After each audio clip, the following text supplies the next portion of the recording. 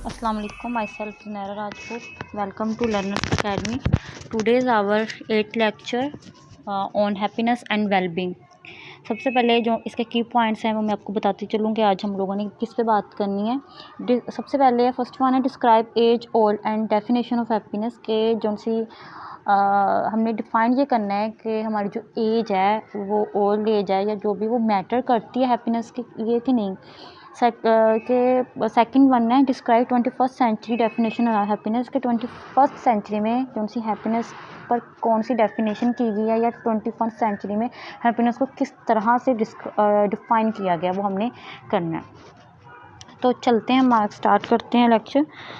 सबसे पहले हम देखते हैं कि यहाँ पे हमारे पास की पॉइंट्स हैं द कार्टून कॉमेडी मूवीज़ या फिर हमारे कोई भी मूवी है या टीवी शो है या रियलिटी शो है, ऐसे शो जिसमें हमारे कह लो कार्टून या कॉमेडी यूज़ हो रही हैं वो हमारे लिए किस कदर मतलब हैप्पीनेस क्रिएट कर सकते हैं कि नहीं।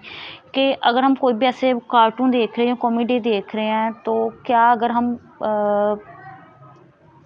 नेगेटिव हमारे अंदर फीलिंग्स है या हमारा जो मूड है वो बहुत ज़्यादा ख़राब है तो क्या वो कार्टून और कॉमेडी उसको उस मूड को ठीक करने में किस हद तक हमें मतलब कह लो कि हेल्पफुल होता है और वो किस हद तक हमारे लिए काम कर रहा है।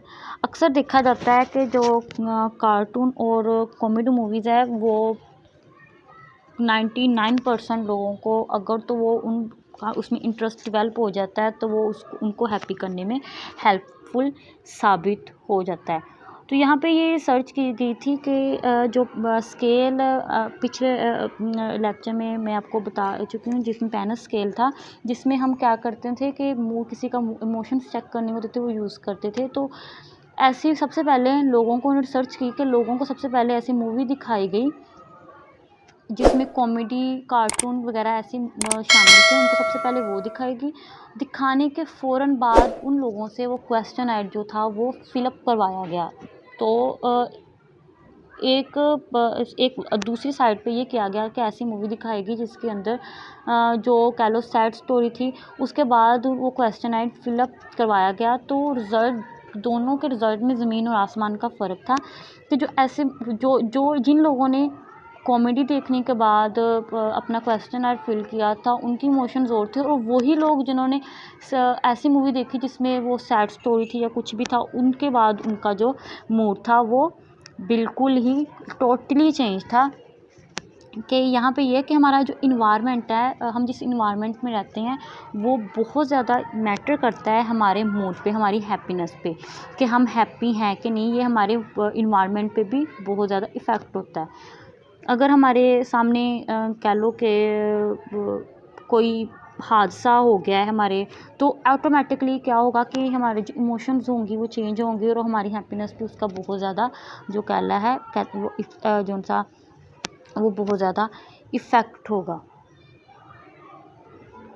उसके बाद हमारा जो फर्स्ट था पॉइंट के जो ओल्ड एज है वो कह लो कि इफ़ेक्ट करती है कि नहीं हमारी जो सी है इस पे हैप्पीनेस पे इफ़ेक्ट अगर करती है तो किस हद तक करती है।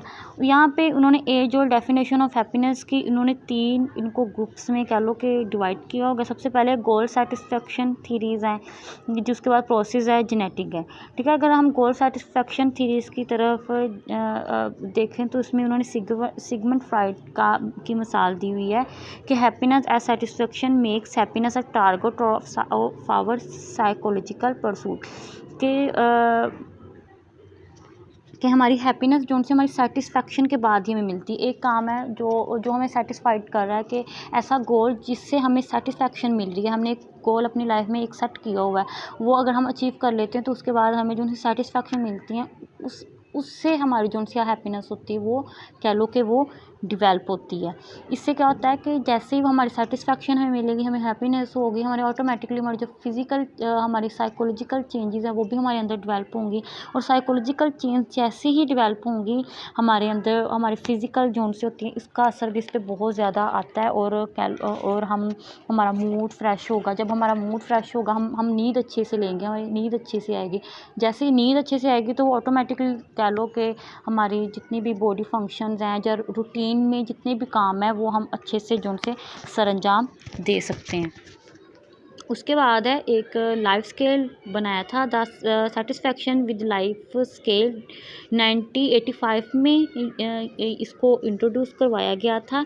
इसके अंदर 1 से लेकर 7 तक नंबर जो थे वो मेंशन थे, जिसके अंदर फर्स्ट नंबर पे जो पॉइंट था वो था strongly disagree, second disagree, slightly disagree, agree और disagree, slightly agree, agree, strongly agree. मतलब ये 7 पॉइंट बनाए थे और नीचे कुछ क्वेश्चंस दिए हुए थे, ठीक है, कि नीचे कुछ क्वेश्चंस दिए हुए थे, उसको उनके अंदर हमने उनको दे दिया जाता था, किसी से क्वेश्चन है फिल करवाया जाता था और उनसे कहा जाता था कि आपकी अगर इस क्वेश्चन के अकॉर्डिंग आपकी जो भी राय है, जो भी आपका ओपिनियन है, 7 नंबर्स में से आप कोई भी नंबर इनको दे दें। जैसे यहाँ पे मैं एक पॉइंट्स आपके साथ डिस्कस कर देती हूँ। यहाँ पे एक पॉइंट है dash I am satisfied with my life. तो इसमें से जो मैंने आपको 7 यहाँ पे पॉइंट बताए हैं, इसमें से कोई भी पॉइंट अगर इसमें सेट होता है, अगर मैं कहूँ, अगर मैं खुद लगाऊँ तो मैं यहाँ पे कहती हूँ कि strongly agree, I am satisfied with my life. कि उसके बाद ये जज किया जाता था कि जिस बंदे से हम क्वेश्चन है फिलअप करवा रहे हैं कि उस बंदे की अपनी लाइफ उसकी उनसे लाइफ में चल क्या रहा है, उस क्वेश्चन आयर से पता चल जाता था कि इसका जो उनसे क्वेश्चन आया वो नेगेटिव में जा रहा है। अगर नेगेटिव में जा रहा है तो क्यों है, मतलब उसके पीछे वजूहात क्या हैं जिसकी बना पे इसकी जो उनसी फीलिंग्स हैं वो नेगेटिव वाली साइड पे। अगर पॉजिटिव वाली साइड पे जा रहा था तो फिर भी कि हाँ कि इसकी कौन सी ऐसी एक्टिविटीज़ हैं जो इसको पॉजिटिव, इसको हैप्पी रखने के लिए काफ़ी हैं। तो क्या ये बहुत ज़्यादा कह लो कि हेल्पफुल हुआ था 21st सेंचुरी में, कि इसको बहुत ज़्यादा माना भी गया था और बहुत ज़्यादा ये हेल्पफुल हुआ था लोगों की लाइफ सेटिस्फैक्शन को चेक करने के लिए। उसके बाद 21st century definition of happiness पे इन्होंने हैप्पीनेस पे ये डेफिनेशन दी थी। In order to subscribe to this latter view of wellbeing one must understand virtue and the social implication of daily behaviour.